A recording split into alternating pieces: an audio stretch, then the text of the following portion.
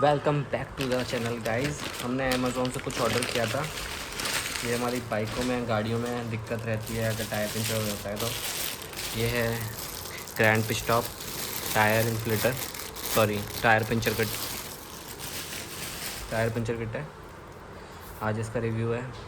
Already मैं इसको खोल के चेक कर चुका हूँ क्योंकि मेरे को एक बार वीडियो बनानी थी अमेज़ोन पे रिटर्न पॉलिसी की। इसमें मैं आपको दिखाता हूँ क्या क्या निकलता है। ये निकला है इसमें। एक ये है,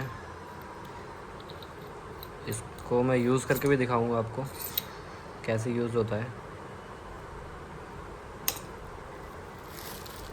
ये 15 प्लग दिए हैं, मशरूम प्लग।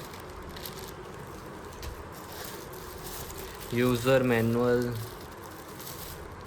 इसकी हमें ज़रूरत नहीं है।